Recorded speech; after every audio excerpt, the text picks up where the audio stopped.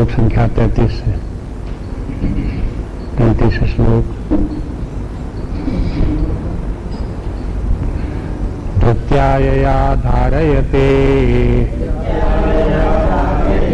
मनः प्राणेन्द्रियक्रिया योगेनाभिविचारिण्या धृति सा पार्थ सात्वकी यया तु धर्म कामार्थान् धृत्या धारयते अर्जुन संगेन फलाकांक्षी धृति सा पार्थ राजसी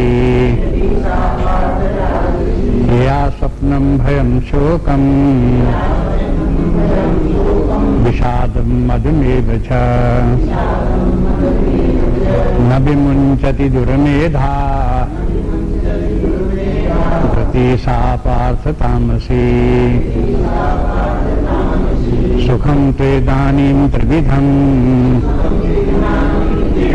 शृणु मे भरतर्षभ अभ्यासात् रमते यत्र दुःखान्तं च निगच्छति सुखं त्वेदानीं त्रिविधम्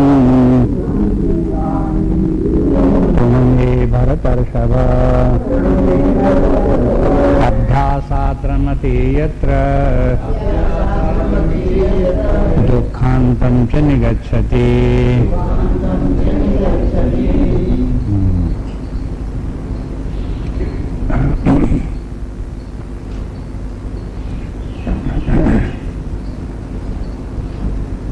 अब ये जीवन के विभिन्न आयाम हैं। किसी व्यक्ति का ज्ञान कैसा है, उसके कर्म कैसे हैं, ये सब सत्वरजस तमस के आधार पर गीता में बताए गए। एक श्रेष्ठ हैं, एक मध्यम है, एक निकृष्ट कोटि के हैं। मध्यम और निकृष्ट कोटि की निंदा है और जो उत्तम कोटि के हैं वे उनकी प्रशंसा है और आदरणीय उनको कहा गया है। इसलिए जहाँ सात्विक बता दिया गया, इसके माने ये है कि इसी प्रकार का व्यक्ति होना चाहिए।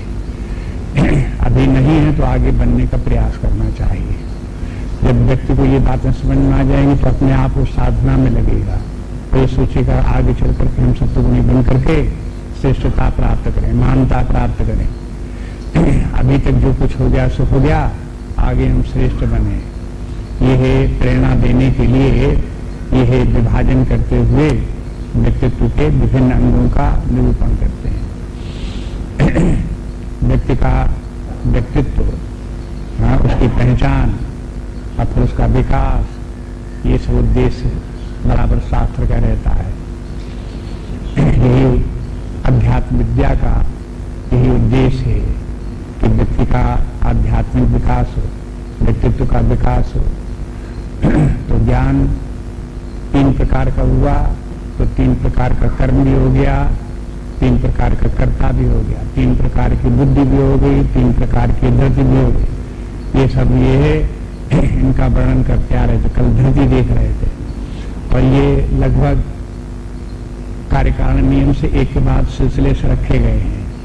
व्यक्ति का जैसा ज्ञान होगा वैसे ही फिर उसका कर्ता भाव होगा, वैसे ही उसके कर्म होंगे, वैसी उसकी बुद्धि होगी। ऐसी जिसकी जैसी बुद्धि होगी वैसी उसकी धृति होगी। किसी की बुद्धि कैसी है, जैसे उसके कर्म रहे हैं पहले वैसी उसकी बुद्धि रही। तो बुद्धि के अनुसार व्यक्ति कर्म करता है, लेकिन वैसी बुद्धि क्यों बनी? वो पूर्व कर्मों से बनी। इसलिए पहले कर्म और कर्ता का वर्णन किया, फिर बुद्धि का वर्णन किया, फिर बुद्धि से ही धृति होती। जैसी बुद्धि होगी वैसी व्यक्ति की धृति होगी। धृति जया धारयते, धृति वो जिससे कि धारण करते। क्या धारण किए हैं, किस बात धारण में पकड़े हुए, किस बात को पकड़े बैठे हैं? यदि इंद्रिय निग्रह, मनोनिग्रह, आत्म संयम, तप इत्यादि इनको पकड़े बैठे हैं तो बुद्धि तो धृति सात्विक होगी। तो सात्विक बुद्धि होगी तो सात्विक धृति होगी, तब इस प्रकार की धृति होगी। नहीं तो फिर क्या होगा? दूसरी धृति किस प्रकार, राजस धृति कब हो जाएगी? जब वो हो प्रसंगेन, माने आसक्ति में होगा, अहंकार युक्त होगा, कर्ता भाव होगा, भोक्ता भाव होगा और इंद्रिय भोगों को पकड़े बैठा होगा। जब धर्मार्थ कामान, धर्म का, अर्थ का, काम का, ये तीनों मिलकर के अभ्युदय कहलाते हैं। अभ्युदय माने मैटीरियल प्रॉस्पेरिटी, उसी को जीवन में मूल्य देता है, उसी को पकड़े बैठा हुआ है, तो उसकी धृति कैसी है? राजसी है, उत्तम नहीं है, श्रेष्ठ नहीं है, राजसी है। अभी कहते हैं राजसी बुद्धि को लेकर के व्यक्ति जैसा जीवन के करीब चलेगा तो उसके लक्षण बता दिए। अब देखो धृति तामसी कब हो गई? विषादी, दीर्घ सूत्री, ये सब इस प्रकार जिसमें आ गए, उसकी धृति जो है तामसी हो गई।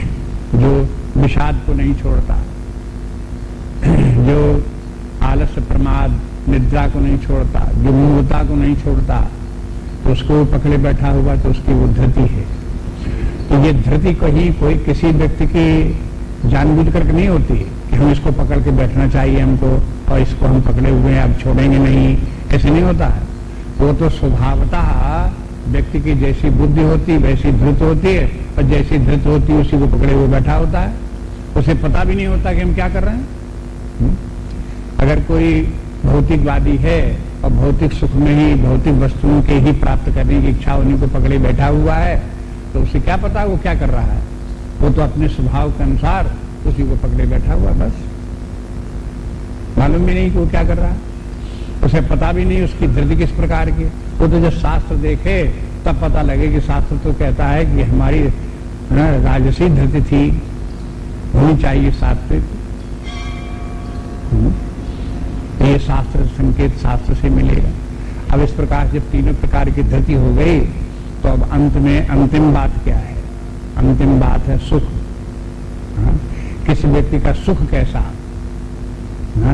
तो अगर अब उनसे मिलाते चले जाओ आप, अगर सात्विक ज्ञान है, सात्विक कर्ता भाव है, सात्विक कर्म है, सात्विक बुद्धि है, सात्विक धृति है, तो उसका सुख कैसा होगा?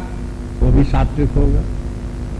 और इसी प्रकार के क्रम से ये सब के सब पिछले वाले जितने हैं वो सब राजसी होंगे, तो उसका सुख भी राजस होगा। इसी प्रकार पिछले वाले ज्ञान आदि उसके अगर सब तामस होंगे, तो उसका सुख भी तामस होगा। क्योंकि इन्हीं के परिणाम स्वरूप सुख का रूप निर्धारित होता है। जैसे अब ये क्यों कहा जाए व्यक्तित्व का विकास सत्वगुण में है, रजोगुण में नहीं है, तमोगुण में नहीं है, क्यों कहा जाता है? क्योंकि सुखों के तारतम्य सुखों का है। निम्न कोटि का सुख होगा, मध्यम कोटि का सुख होगा, उच्च कोटि का सुख होगा। सब सुख एक ही प्रकार के होते तो ये विभाजन न करना पड़ता।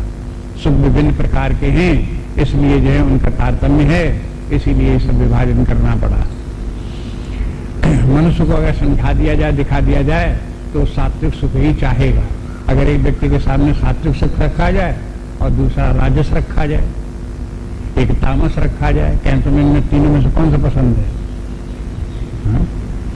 तो वो तो पसंद जो है वो तो अपने स्वभाव के अनुसार कर ही रहा था सारी जिंदगी, लेकिन उसे उससे उत्तम का पता ही नहीं था। तामसी वाले को ये भी पता नहीं था राजसी सुख भी होता है, राजसी सुख वाले को पता नहीं था कि ये सात्विक सुख भी होता है, इसलिए वो अपने राजसी सुख में ही निमग्न था, खड़ा रहता है।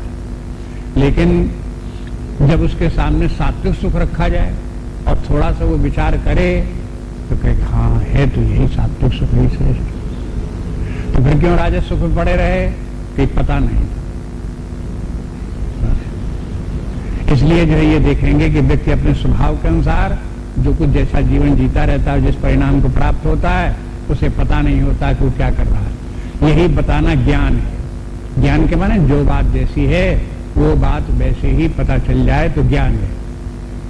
और बात कुछ है, समझ नहीं रहे हैं, अन्यथा समझे बैठे हुए हैं, तो वो हो गया अज्ञान। अगर सात्विक सुख में पता नहीं तो अज्ञान। इसलिए भगवान कहते देखो अंत में अब हम तुम्हें बताते हैं कि देखो सुख भी तीन प्रकार का होता है। इसलिए जैसे पहले बताया था कि हम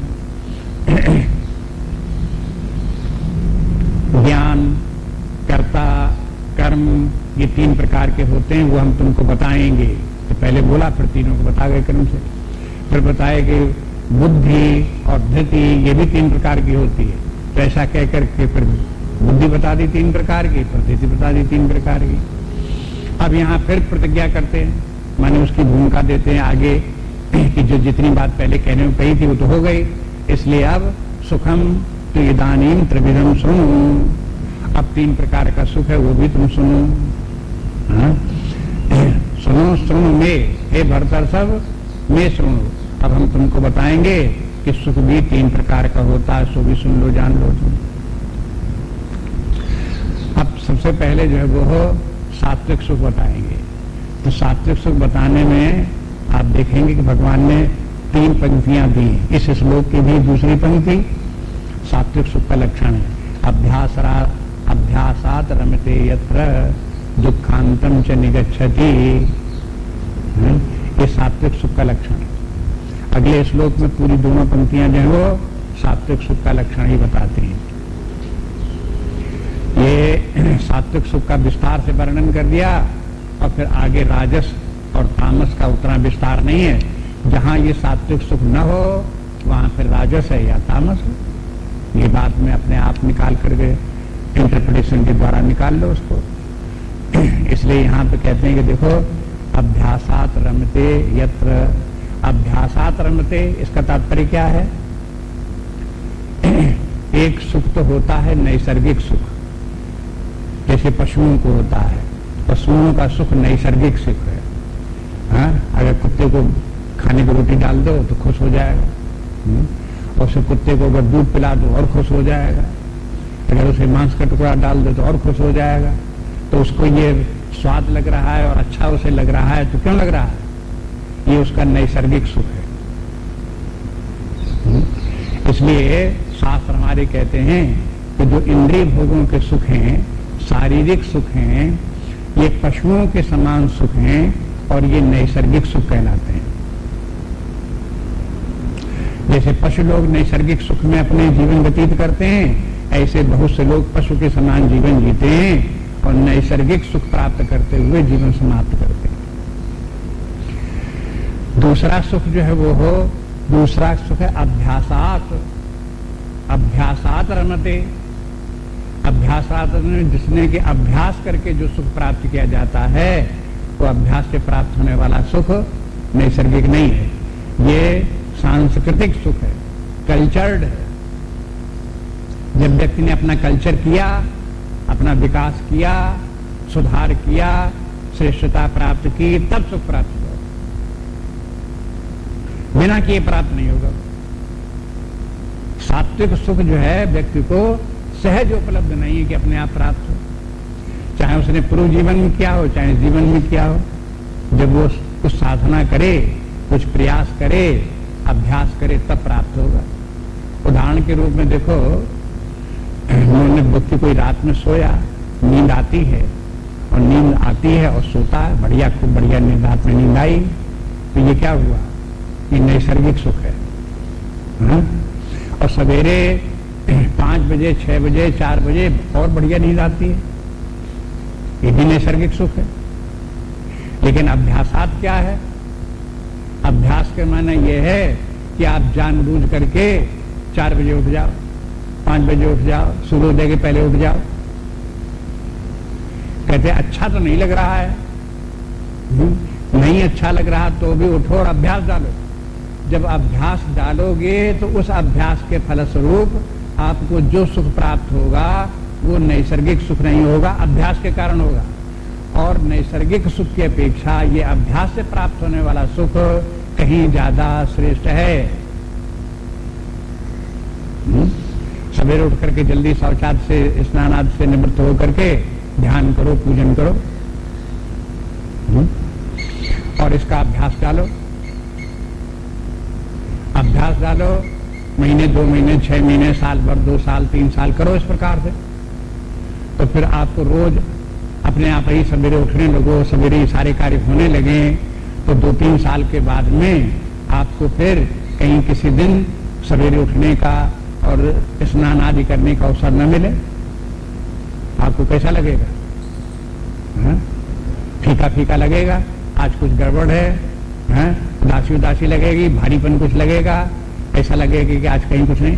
अब उस समय जो इस प्रकार के लगे, क्या हो गया, माने जो उसके प्राप्त होने वाला जो सुख है उसे अब उसका उसे अभ्यास पड़ गया है, अभ्यास से होने वाला सुख है।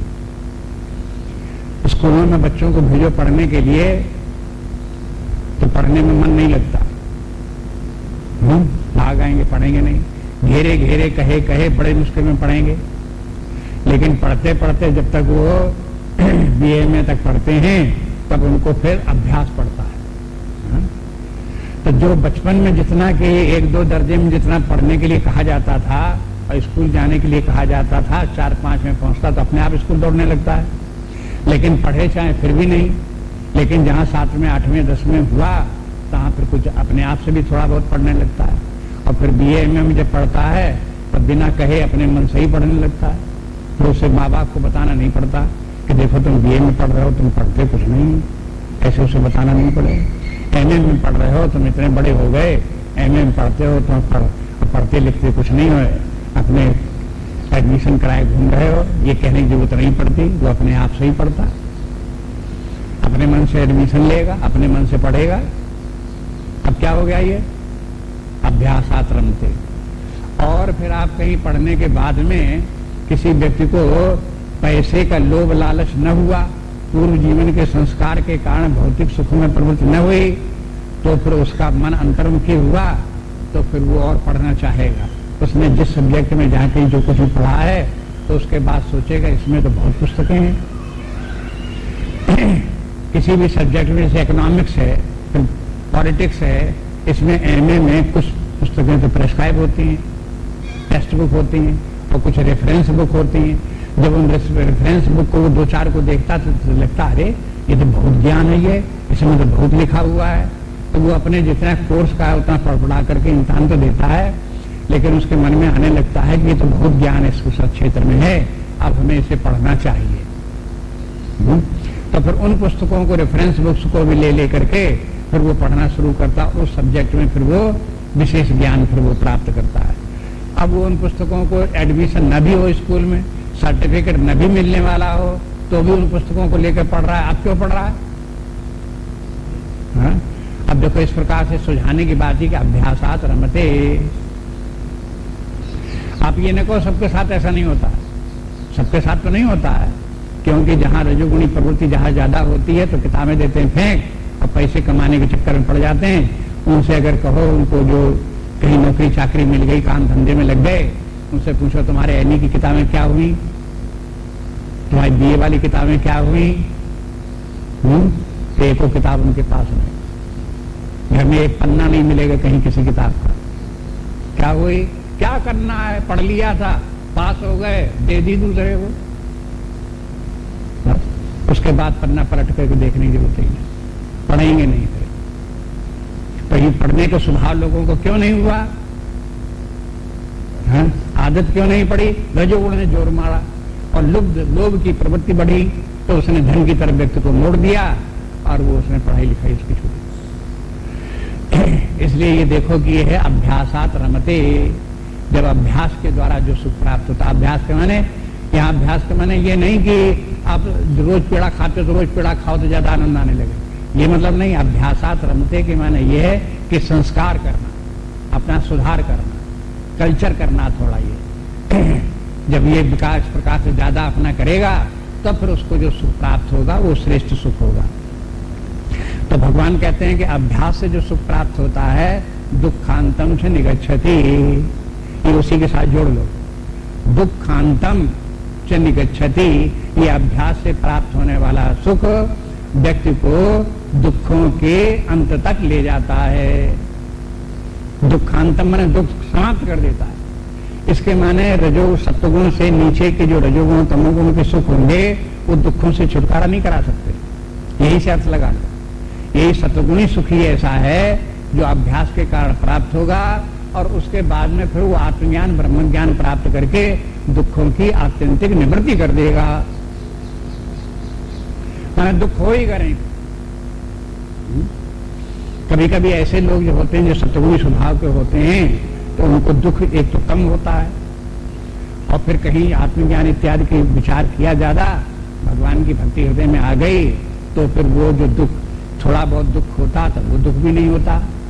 तो रजोगुणी स्वभाव वाला व्यक्ति क्या समझेगा, तमोगुणी स्वभाव वाला व्यक्ति क्या समझेगा उसके व्यक्ति को देख करके, अरे साहब ये तो बिल्कुल लापरवाह, कुछ होता रहे, इनको कोई मस्त है अपने, कुछ इनको पता ही नहीं क्या हो रहा है, इतने केयरलेस, ऐसे निंदा करते हैं उनको। तो देखो, अगर इस प्रकार के संसार में निंदा हो तो आप समझ लो कि मूर्खों की निंदा का कोई अर्थ नहीं है। जो नहीं जानते हैं, नहीं समझ रहे हैं, अगर वो निंदा कर रहे हो तो आप उनके पीछे मत दौड़ो, ये मत कहो ये निंदा करते हैं इसलिए हमें ये नहीं करना चाहिए। आप शास्त्र को देखो, अगर शास्त्र आपको समर्थन करता है तो ठीक। इस प्रकार से ये कहते हैं कि देखो, दुखांतम से निगच्छति, सात्विक सुख ही ऐसा सुख है जो व्यक्ति को दुखों से आत्यंतिक निवृत्ति कर देगा। अब ये भी आप समझ सकते हो कि देखो, संसार में सुख दुख साथ साथ चलते हैं। सुख होता है रिलेटिव है, ये सुख होगा तो दुख भी होगा, दुख होता है सुख भी होता है, कभी सुख है कभी दुख है। किसी किसी के जीवन में सुख ज्यादा होता है, दुख कम होता है, किसी किसी के जीवन में दुख ज्यादा होता है, सुख कम होता है, किसी किसी में सुख दुख बराबर लगता है, लेकिन होता सबके जीवन में सुख दुख सब होता है। और वृद्धावस्था तक आ जाती है और रिटायर भी हो गए, कोई काम धाम नहीं रह गई, कोई जिम्मेवारी नहीं रह गई, तो आप क्या समझते हो कि अब दुखांतम निगच्छति हो गए? नहीं हो गए, क्योंकि अभ्यासात रमते, उन्होंने उस प्रकार का अभ्यास नहीं किया जिस प्रकार का जीवन जीते रहे, उसमें उस समय भी उनका दुख का अंत होगा नहीं, दुख फिर भी रहेगा उनको। जरा से कहीं कोई घटना घट गई, मान अपमान भला बुरा हो गया तो दुख।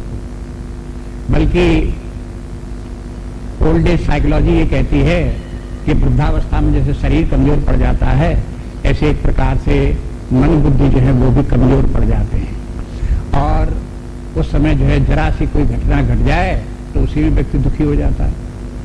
दुख होने के लिए जरा सी बात दुख दे सकती है। अगर उसका एक वृद्ध व्यक्ति का नाती 4 बजे स्कूल से आता था, 4 बजे ना आवे, 4:15 बज जाए, 4:30 बज जाए, 5 बज जाए, तो आपको मालूम क्या उसकी हालत होगी?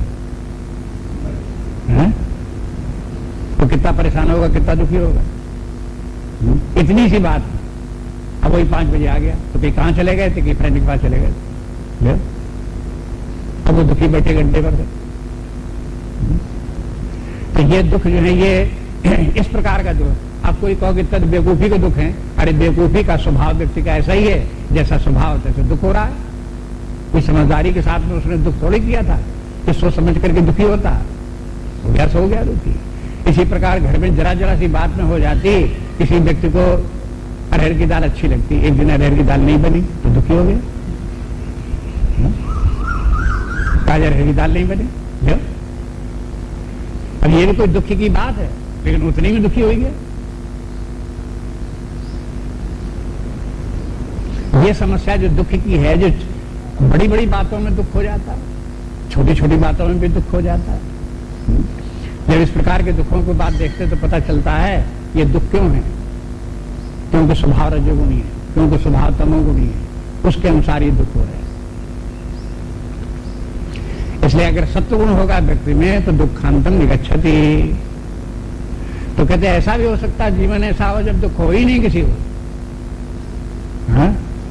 ऐसा भी हो सकता है, शास्त्र कहते ऐसे हो सकता है। और अपेक्षाकृत तो देखते ही हो, कोई अपेक्षाकृत ज्यादा सुखी है, कोई अपेक्षाकृत और ज्यादा सुखी है, कोई अपेक्षाकृत और ज्यादा सुखी है, इतना तो आप देखते ही हो। अगर ये देखते हो तो आगे की कल्पना कर लो कि एक ऐसा व्यक्ति भी हो सकता है कि दुखांतम निगच्छति, बिल्कुल दुख नहीं होता उसे। लेकिन फिर ध्यान रखो, बिल्कुल दुख नहीं होता इसके माने लापरवाह है, ये जड़ बुद्धि है, ये मूर्ख है, ऐसी बात नहीं है। वो ज्ञान के कारण से, तो अपने उत्तम स्वभाव के कारण से, अंतर्मुखी होने के कारण से। इसलिए जो ये है, इसे अभ्यास, उसने अभ्यास के द्वारा ऐसी स्थिति प्राप्त की है जहां पर कि अब दुख नहीं होता, आनंद में जीवन जीता है। अगला श्लोक देखिए, इसी सत्वगुण के ही सात्विक सुख की बात कहते हैं। यतदग्रे दिशमिव परिणामे मृतोपमम् तत्सुखम सात्विकम प्रोक्तम आत्मबुद्धि प्रसादजम यतदग्रे विषमिव परिणामे अमृतोपमम् तत्सुखम सात्विकम प्रोक्तम आत्मबुद्धि प्रसादजम।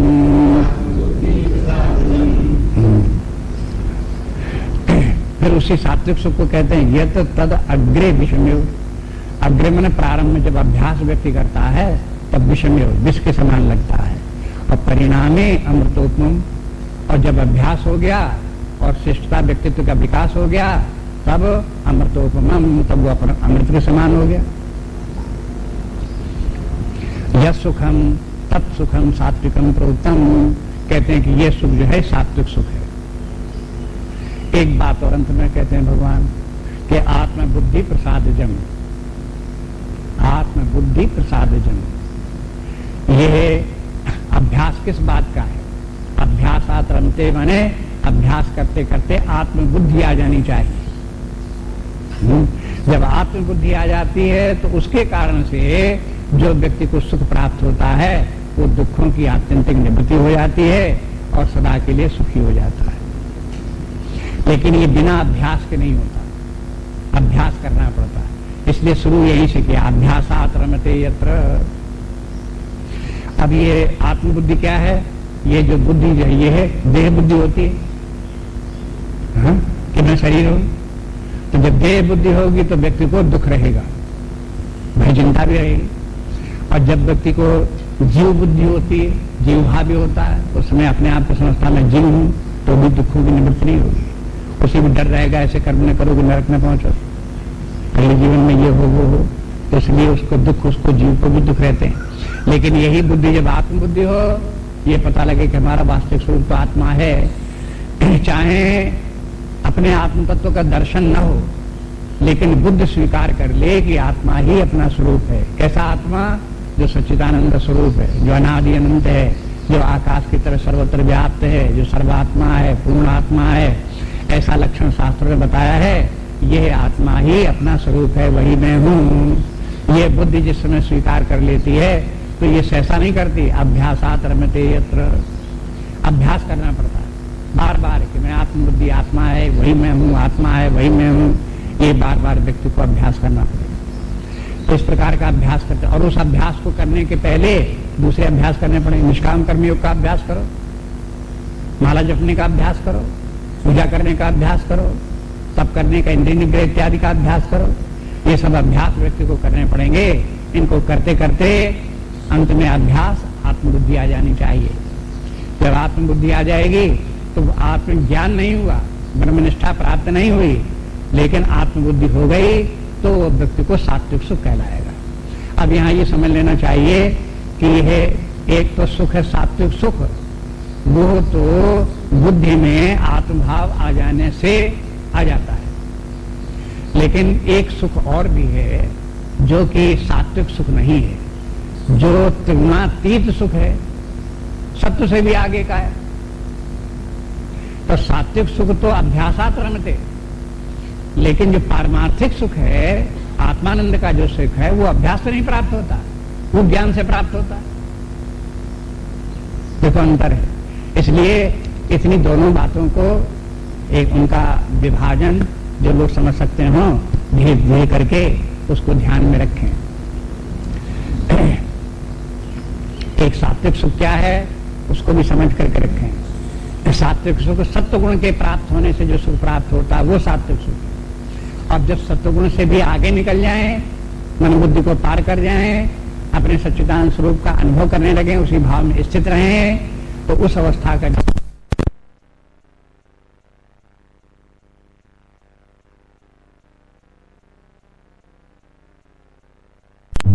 त्रिगुणातीत अवस्था का सुख है, आत्मज्ञान का सुख है, ब्रह्म ज्ञान। इसलिए वहां सुख शब्द का प्रयोग नहीं करते। सुख बोल दें कभी, लेकिन उसको सुख नहीं कहते, आनंद कहते हैं। आत्मानंद, आत्मा आनंद स्वरूप है, उस आनंद का अनुभव करते हैं। सुख जब तक है तब तक रिलेटिव है, आनंद जो है वो रिलेटिव नहीं है, निरपेक्ष है। निरपेक्ष के माने आनंद आत्मा का प्राप्त है तो आनंद ही आनंद प्राप्त है, वहां दुख का लेश मात्र भी नहीं है। इसलिए उस अवस्था को सात्विक सुख ही पहुंचाता है, इसलिए उसको कहते हैं दुखांतम च निगच्छति।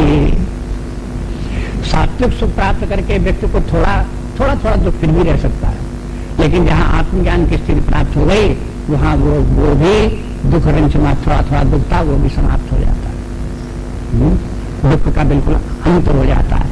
इसलिए दुखों की आत्यंतिक निवृत्ति, अन्यत्र आचार्यों ने शब्द का प्रयोग किया है कि ब्रह्म ज्ञान आत्मज्ञान प्राप्त करके व्यक्ति के दुखों की आत्यंतिक निवृत्ति हो जाती है, ऐसा बोलते हैं।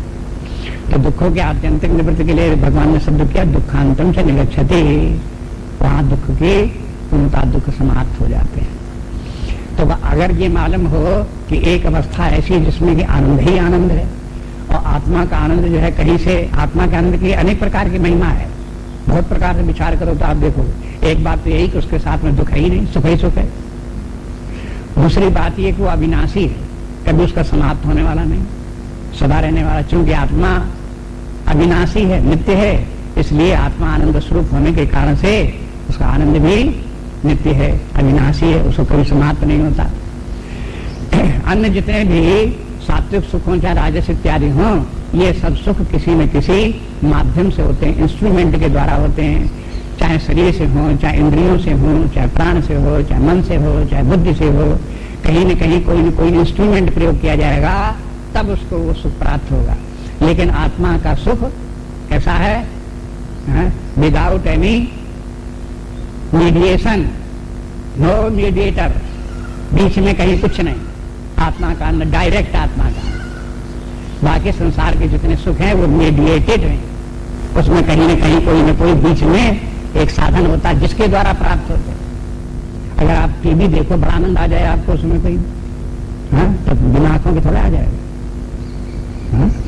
आंखों के द्वारा तो आया, मीडिएशन तो आंखें और फिर टीवी का इंस्ट्रूमेंट, तब तो आया सुख।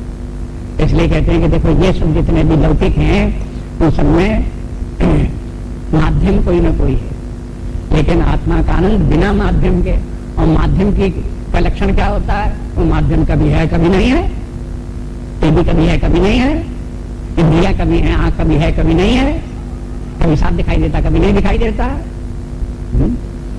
इनको तो जो माध्यम इनके तो नित्य नहीं है, क्योंकि माध्यम नित्य नहीं है तो उनसे प्राप्त होने वाला सुख भी नित्य नहीं है।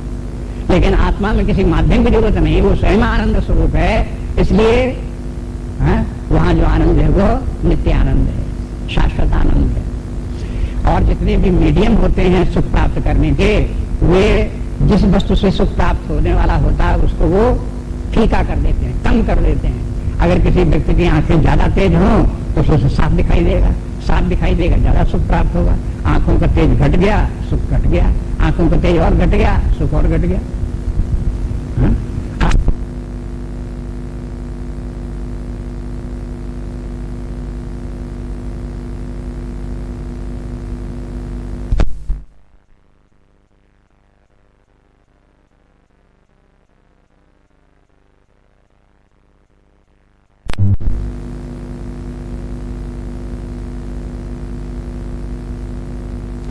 ऐसा महान सुख है आत्मा का आनंद, और दुखांतम से निगच्छति, ये उसकी महिमा है। भगवान बता रहे हैं, गीता शास्त्र बता रहा है तो सब लोग इस अवस्था को क्यों नहीं प्राप्त कर लेते? इसलिए कि जगद्गुरु जिसलिए कि शुरू में तो ये जहर लगता है, दिखने में जहर, कहीं रोज सवेरे उठे तो जहर लगता है, कहीं को देखो पूजा करो तो जहर लगता है, जप करो तो जहर लगता है, इंद्रिय निग्रह करो, मन निग्रह करो तो बहुत बुरा लगता है। तो जो शुरू में जब अभ्यास करते हैं तब ये सब बुरा लगता है, तो उसको कहते हैं विषय। लेकिन एकदम से अति न करे तो धीरे धीरे अभ्यास करता जाए व्यक्ति, तो बहुत अधिक विषय नहीं है। धीरे धीरे करके उसका अभ्यास करता जाएगा, वैसे वैसे उस अभ्यास का फल भी प्राप्त होता जाएगा। थोड़ा सा अभ्यास किया तो थोड़ा सा अभ्यास के अनुसार सुख भी तो प्राप्त होगा। ये जो सुख प्राप्त होगा वो अभ्यास के कारण होने वाले दुख से व्यक्ति को निवृत्त करेगा। उसका मन कहेगा कि चलो इतना अभ्यास किया, तकलीफ तो हुई, लेकिन ये सुख तो प्राप्त हुआ, आगे और अभ्यास करते हैं और भी सुख प्राप्त होगा, और अभ्यास करेंगे और सुख प्राप्त होगा। तो यहाँ अभ्यास के माने है आध्यात्मिक साधना। आध्यात्मिक साधना करो, इसका अभ्यास करो। आध्यात्मिक साधना किस लिए है? अपने व्यक्तित्व का विकास करने के लिए और अपने आत्मस्वरूप का अनफोल्डमेंट करने के लिए, अपने आत्मज्ञान अपने व्यक्तित्व में प्रकट हो, उसका प्रकाश उपलब्ध हो, इसका अभ्यास करो। तो ऐसे जो सुख प्राप्त होता है वो श्रेष्ठ सुख वही है। अब देखो, इसी से मिला करके आप आगे देख लो, आगे आपको पता चल जाएगा कि आगे जो है जहां ऐसा नहीं है वो फिर राजस्व तामस हो गया, हे हो गया वो। 38वां श्लोक देखिए, विषय इंद्रिय संयोगात् यतद्रे अमृतोपमम् परिणामे विषमेव तत्सुखम राजसं स्मृतम्। विषय इंद्रिय संयोगात् यतद्रे अमृतोपमम् परिणामे विषमेव तत्सुखम राजसं स्मृतम्। अब इस श्लोक में आप देखोगे, ये पहले 37वें श्लोक था, यदग्रे विषमे परिणामे अमृतोपमम्, उसका उलट दिया। तो में क्या हो गया कि यदग्रे अमृतोपमम्, शुरू में तो अमृत के समान बड़ा बढ़िया लग रहा है, लेकिन परिणामे विषमे, और उसका परिणाम में फिर विष हो गया, दुख हो गया। तो ये इस प्रकार का जो सुख है वो कहाँ है? कहते हैं कि इंद्रिय से अर्थ विषय इंद्रिय संयोगात, ये है इंद्रियों के जो विषय हैं इनके संयोग से। ये इंद्रियों के ये विषय, इंद्रिया श्रोत्र इंद्रिय से लेकर घ्राण तक, शब्द से लेकर के गंध तक ये इनके विषय हुए। तो ये है विषय इंद्रिय संयोग आदि विषयों का जब इंद्रियों से संयोग हुआ तो एक प्रकार का सुखानुभूति होती है। जो ये सुखानुभूति होती है राजस है। तो ऐसे भी कहते हैं संसार में अधिकांश मनुष्य कैसे हैं? रजोगुणी है। क्यों? कि उनके जीवन में क्या दिखाई देता है? बस एक ही बात दिखाई देती है कि इंद्रियों को भोग प्राप्त हों, इंद्रियों को जो ये शब्द स्पर्श रूप प्राप्त हों, और इंद्रियों की तरफ हो, शब्द प्राप्त हो, संगीत सुनो, इसके लिए संगीत के लिए ट्रांजिस्टर लिए घूमो, टीवी लिए घूमो, इसमें लगे तो उसको बार बार सुनते रहो। इसी प्रकार से स्पर्श सुख, स्पर्श सुख में कोमलता इत्यादि का सुख जो है वो प्राप्त हो, वो भी सुख व्यक्ति को स्पर्श सुख जो प्राप्त होता है वो भी इंद्रिय सुख, रूप सुख, सुंदर वस्तु दिखाई दे, सुंदर अपना कमरा सजा दिखाई दे, सुंदर व्यक्ति दिखाई दे, तो अब भी आंखों का सुख, आंखों को प्राप्त हो रहा है तो वो भी सुख बस यही चाहते हैं। कोई कमरा सुंदर रहो, खूब सब अच्छी वस्तुएं सुंदर वस्तुएं लगाए रहो। एक व्यक्ति के पास एक पहले निकलता था, ये चलने का पहले न्यूज बुलेटिन, न्यूज बुलेटिन को सादा कागज के 8 पन्ने का वो निकलता था, तो लोगों के भैया एक जगह जाता था तो उन्होंने कहा कि हमारे पास मत भेजो। हमने कहा आपके पास फ्री आता है, क्या बात है, कोई पैसे तो मानते नहीं, आप वैसे आते चलिए निश्चिंत कर दो। नहीं, ये जब वहां जाता है तो टेबल के ऊपर रखा हुआ अच्छा नहीं लगता। क्या अच्छा नहीं लगता? देखने में अच्छा नहीं लगता। कोई मजदूर रंग बिरंगी मजदूर हो, चाहे दिखा कुछ भी हो, तो अच्छा लगे।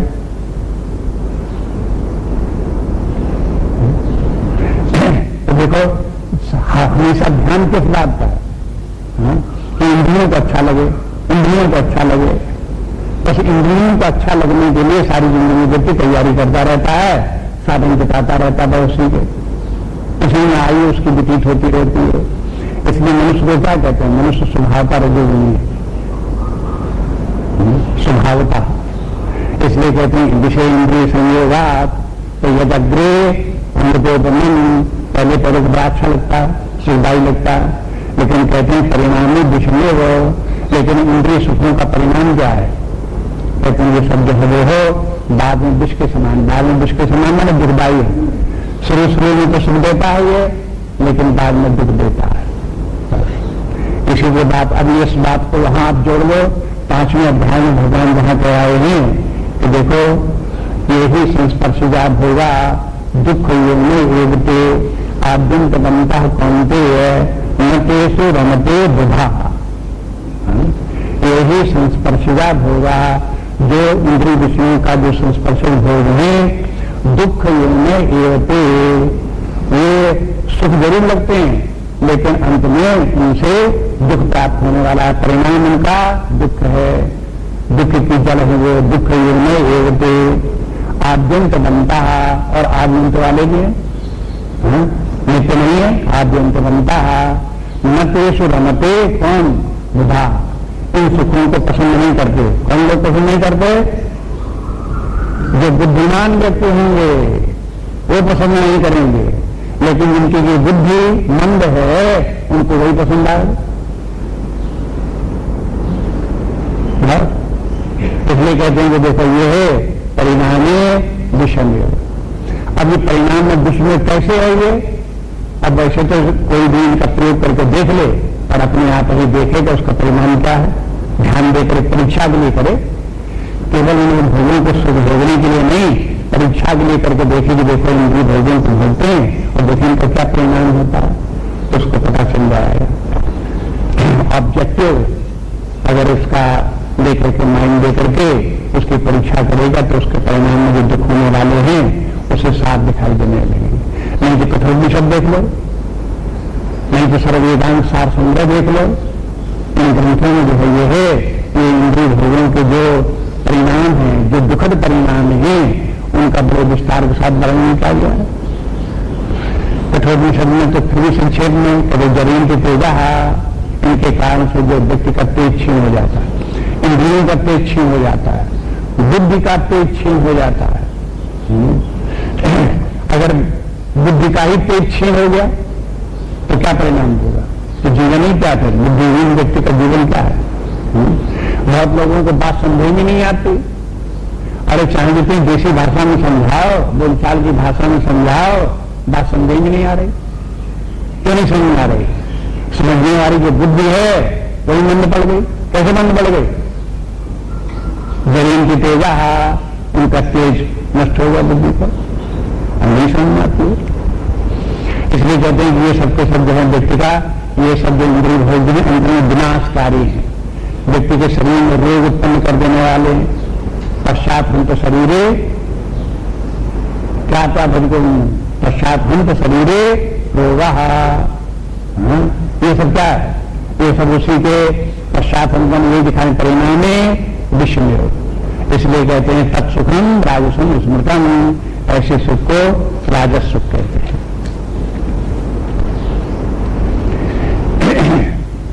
अब देखिए आगे तामस को, यदग्रे चानुबंधे च सुखम मोहनम आत्मनः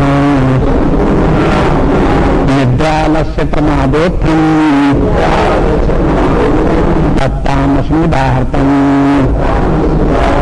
यदग्रे चानुबंधे च सुखम मोहनम आत्मनः निद्रालस्य प्रमादोत्थम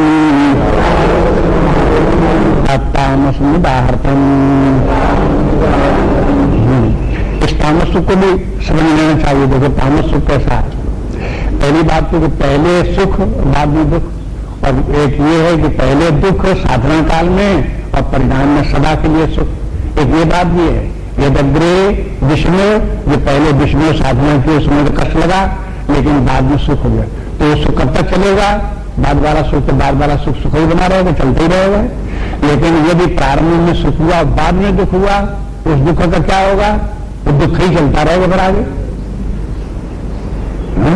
इसलिए कहते हैं कि देखो ये है, ये तो पहले और बाद में कहीं सुख है कहीं दुख है, लेकिन यद अग्रे और अनुबंधे, शुरू में भी दुख और बाद में भी दुख, तब तामस सुख हो गया। के माने परिणाम में। यह तदग्रे चानुबंधे है, जिस कार्य को किया उस कार्य में प्रारंभ में भी, अग्र में प्रारंभ में भी उससे कोई सुख नहीं, दुख ही है, और बाद में भी दुख ही है। बाद में क्या दुख है? सुखम मोहन आत्मनः, बाद में भी है तो दुख ही, लेकिन उस दुख को तमुगुणी व्यक्ति सुख मानता है। क्यों सुख मानता है? मोहन आत्मनः, क्योंकि वो उस सुख से मोहित हो जाता है। वो जो कुछ उसने कार्य किया उससे वो सम्मोहित हो गया, और मोहित होने पर उसको जो स्थिति प्राप्त हुई वो उसे सुख लगता है, जबकि वो सुख नाम की कोई वस्तु नहीं। अब एक उदाहरण देकर के आप इसको समझें तो आपको समझ में आ गए। जैसे कि मान लो किसी व्यक्ति को शराब प्रिय है, वो शराब पीता है, तो शराब पीने में कैसी लगती है? कभी लगी ये तग्रे विषम्य लगी, और उसके बाद में पी ली तब क्या किया? परिणाम में क्या हुआ? परिणाम में उसने उसकी बुद्धि को कुंठित कर दिया। जिस बुद्धि के द्वारा संसार को देख रहा था, समझ रहा था, जान रहा था, उसको उसने कुंठित कर दिया, बुद्धि को डल कर दिया। अब उस बुद्धि में अगर मान लो होता क्या है कि मान लो संसार में व्यवहार में कोई व्यक्ति कार्य ऐसे करते हैं, इंसान का मानसिक तनाव पैदा हुआ, बड़ी चिंता पैदा हुई, बड़ा भय लग रहा है, तो मुझे शराब पी ली। शराब पीने के मैंने अब वो भय चिंता उनको नहीं लगेगी। अब बुद्धि में इतनी सामर्थ्य नहीं रहेगी कि वो विचार करे भविष्य का, विचार करे भय का, विचार करे चिंता का। अब बुद्धि में सामर्थ्य ही नहीं। ये मोहन आत्मना का मान वो व्यक्ति की बुद्धि मोहित हो गई। अब मोहित हो गए, उस मोहित हो जाने की अवस्था में वो अपने आप को सुखी समझ रहा है।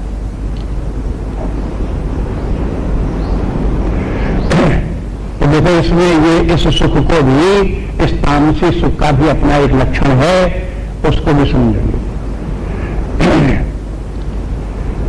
सात्विक सुख तो आध्यात्मिक सुख है, और जो राजस सुख है वो व्यक्ति का सांसारिक सुख है, भौतिक सुख है। और तामसी जो सुख है वो व्यक्ति का तामसी सुख तो अपने व्यक्तित्व का, मन बुद्धि का विनाश करके प्राप्त होने वाला है। वो स्वयं उस समय भी, जिस समय की नशे में होगा, उस समय भी उसे भी समझ रहा है कि सुख है,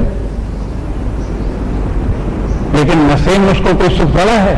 नशे में केवल जो उसको पहले चिंता भय थी, उसको ग्रहण करने की सामर्थ्य, विचार करने की सामर्थ्य बुद्धि में नहीं रह गई, बुद्धि शिथिल हो गई।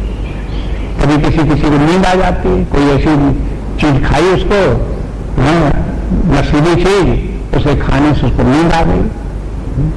तो नींद आ गई तो नींद आ जाने में क्या है? बुद्धि का, मन बुद्धि की वृत्तियों का लय हो गया। उस समय भी उसको सुख लगा, चलो नींद आ गई तो सुख हो गया। तो नींद आ जाने का सुख हो जाए या बुद्धि मंद पड़ जाने का सुख हो जाए तो तामसी सुख है। तो इसलिए कहते हैं निद्रा आलस्य प्रमादोत्थम, इसमें निद्रा भी आती है ऐसे सुख में, आलस्य भी लगता है, प्रमाद भी होता है। अब जो शराब पी लेगा कोई व्यक्ति तो क्या होगा? निद्रा भी आ सकती है, आलस्य आ सकता है, तो उसको जो है वो प्रमाद कर सकता है, आज की बात को कल टाल सकता है। तो ये सब उसके लक्षण उसके लिए आएंगे। इनमें तत्तामस मुदाहरतम, इस प्रकार का जो सुख है वो तामसी सुख है।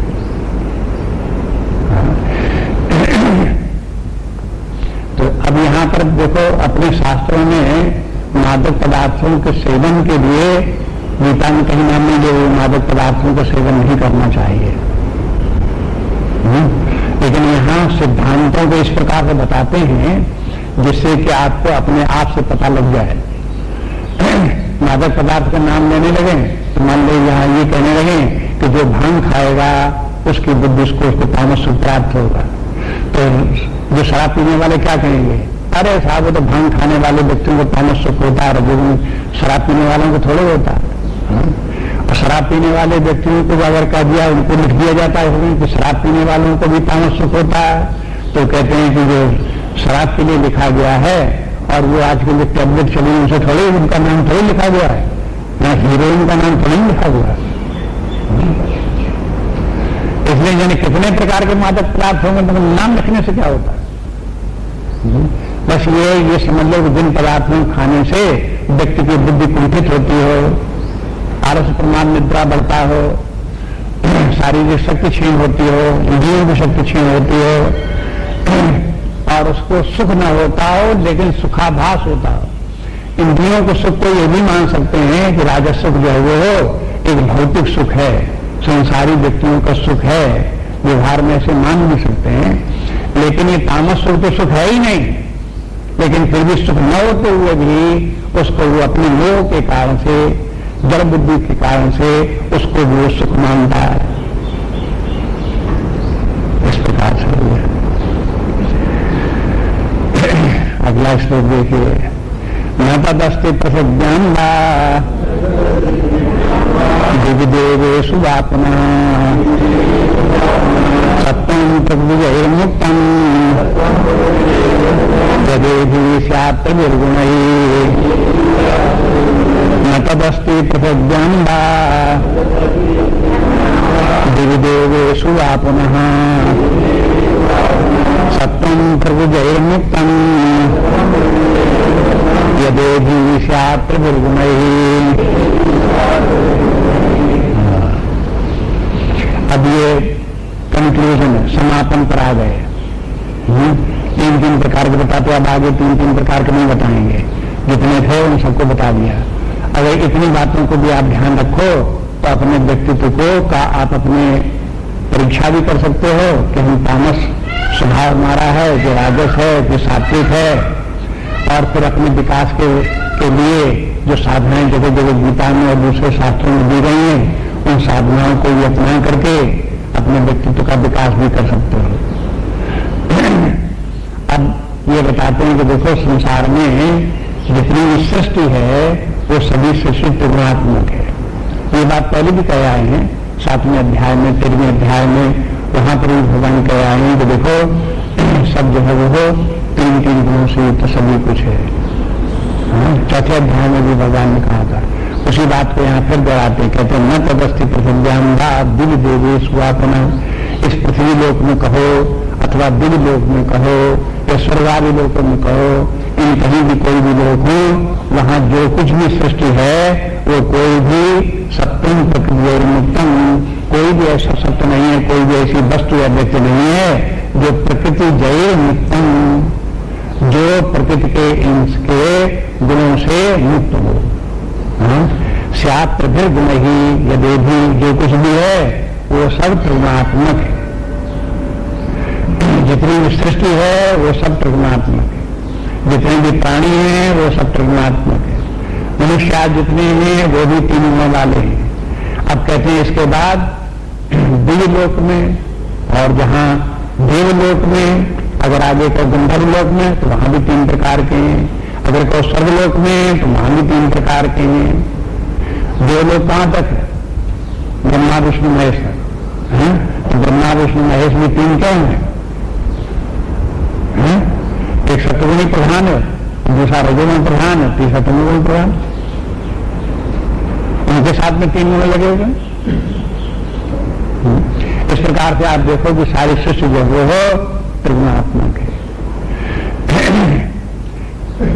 पृथ्वी जो है वो हो पंचमहाभूत है, ये भी तमोगुण प्रधान है। आप जानते पंचीकृत पंचमहाभूत तमोगुण प्रधान है, लेकिन तमोगुण प्रधान है 17 स्तनों से में भी है। पृथ्वी तमोगुण प्रधान है, पंचमहाभूतों में सबसे अधिक तमस पृथ्वी में है। जल में थोड़ा रजस और सत्व भी है, अग्नि में रजस और सत्व बढ़ गया, वायु में पहुंचे तो रजस और सत्व और बढ़ गया, आकाश में पहुंचे तो सत्व बढ़ गया, रजस भी कम हो गया, तमस भी कम हो गया, लेकिन है सब तमोगुण प्रधान। आकाश सूक्ष्म क्यों है? पृथ्वी स्थूल क्यों है? इन तमोगुणों की, इन तीनों गुणों की न्यूनाधिकता के कारण से है। इसमें न्यूनाधिक कितना क्या है उसी के कारण से इस प्रकार से। तो आप देखोगे कि पंचमहाभूति त्रिगुणात्मक है, तो पंचमहाभूतों से बना हुआ शरीर वो भी त्रिगुणात्मक हो गया। अन्न जो है वो भी त्रिगुणात्मक हो गया, पानी जो है वो भी जो कुछ खाते पीते हैं वो सब त्रिगुणात्मक हो गया। अपने भीतर शरीर व्यक्तित्व के भीतर और व्यक्तित्व के बाहर जहां जो कुछ है सब 3 गुण, सब 3 गुण। अब कहीं 3 गुणों में से तमस कम है, कहीं रजस कम है, कहीं सत्व कम है, बस इतनी बात है। कहीं कमी है, कहीं ज्यादा है।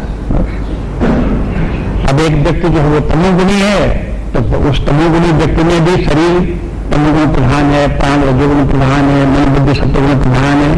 लेकिन वो तमोगुण प्रधान क्यों है?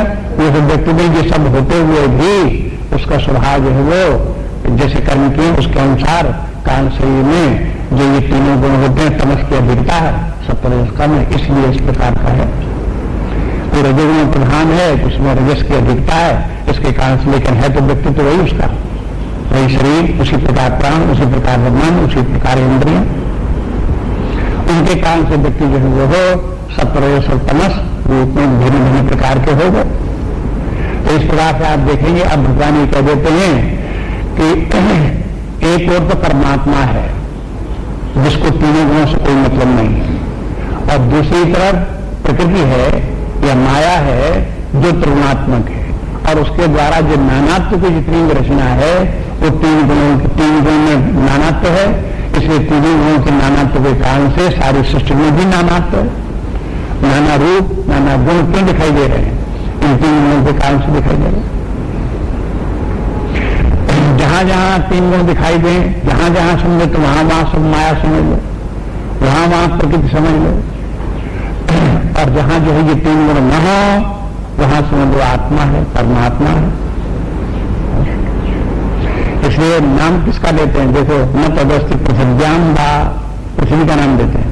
दिव्य पृथ्वी और सर्वलोक के बीच का 2 लोग, और फिर देवेशु और 2 लोग, ये जो है सब जो नीचे से लेकर ऊपर तक जितने भी लोग हैं, इन सब लोकों में, लोकों का मतलब सृष्टि में जितनी भी सृष्टि है वो सारी सृष्टि में सब जितनी भी रचना है वो सब परमात्मक है। लेकिन जहां सृष्टि नहीं है, तो जब सृष्टि उत्पन्न नहीं है, वहां न माया है न प्रकृति है। जब वो सब नहीं है तो फिर क्या है? 3 गुण ही नहीं। जब 3 गुण नहीं तब क्या है? तब वो फिर परमात्मा है, तब वो ब्रह्म है। ऐसे परमात्मा 3 गुणों का अधिष्ठान है, उसी ऊपर आश्रित रह करके 3 गुण कार्य करते हैं, तब सारी सृष्टि उत्पन्न होती है, सब उसका विस्तार होता है। इसलिए एक बात ये भी सूचना कर दी कि देखो, अपने आप को अगर हम समझते हैं हम सत्वगुण प्रधान है, तो ये भी बात मान करके चलने पड़ेगी कि कुछ रजोगुण जरूर है और कुछ तमोगुण भी है। क्योंकि तमोगुण बिल्कुल नहीं है, तमोगुण नहीं तो सोते भी नहीं सोते आप, नींद आती नहीं आती, ये आती है, वो सोते हो तो क्या बिना तमोगुण कैसे सो जाओ? इसी प्रकार से आपको देखो, जैसे आपने खाया, खाने में आपको स्वाद लगता कि नहीं लगता? स्वादानुभूति रजोगुण नहीं होगा तो स्वादानुभूति कैसे होगी? तो व्यक्ति में रजोगुण तो है ही है, तमोगुण तो है ही है, लेकिन इन लोगों के इनके अगर सत्वगुण होगा तो सत्वगुण की अगर प्रधानता हो गई तो ये सब होते हुए सोते हुए व्यक्ति सत्वगुणी हो सकता है। इंद्रियों का स्वाद भोग लेता हुआ भी तो भी वो व्यक्ति सत्वगुणी हो सकता है, और सत्वगुण का जो सुख है उसे प्राप्त हो सकता है। फिर सत्वगुणी व्यक्ति जो है फिर वो परमात्मा को प्राप्त कर सकता है। ये जो तमोगुणी प्रधान व्यक्ति है वो तो उसकी तो अधोगति होगी। जो रजोगुणी प्रधान व्यक्ति है वो इनको भौतिक सुख इनको भोगता हुआ बार बार शरीर धारण करता हुआ मरता मनुष्य जीवन में चलेगा, और वो सत्वगुण प्रधान व्यक्ति हो जाएगा तो फिर वो सत्वगुण के बल पर फिर वैराग्य ज्ञान विज्ञान भक्ति इत्यादि प्राप्त करते हुए परमात्मा को प्राप्त कर लेगा। ये विधान, इस प्रकार की व्यवस्था जो है वो ध्यान में रख करके जीवन जीना चाहिए। अब आगे दिखाएंगे कि इन 3 गुणों के कारण से मनुष्यों में ये 3 गुण होने के कारण विभाजन किस प्रकार से 4 वर्ण का हुआ वो कल देखेंगे।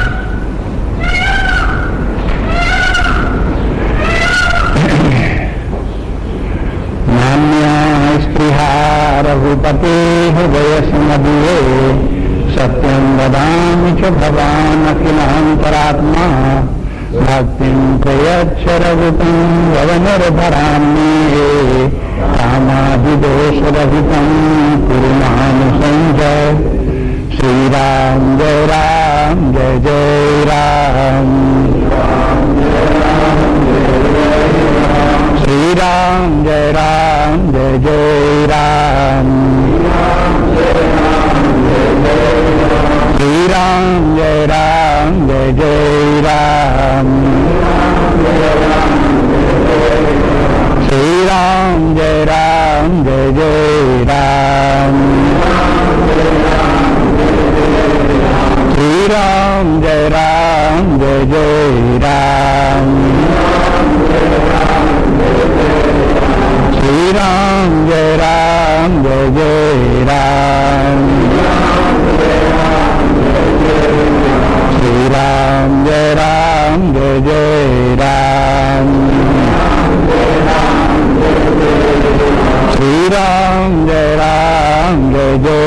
राम, श्री राम जय राम जय जय राम, श्री राम जय राम जय जय राम, श्री राम जय राम जय जय राम, श्री राम जय राम जय जय राम, श्री राम जय राम जय जय राम, श्री राम जय राम जय जय राम, श्री राम जय राम जय जय राम, श्री राम जय राम जय जय राम, श्री राम जय राम जय जय राम, श्री राम जय राम जय जय राम, श्री राम जय राम जय जय राम, श्री राम जय राम जय जय राम, जय जय राम जय जय राम, जय जय राम जय जय राम, जय जय राम जय जय राम, ओम दीननाथ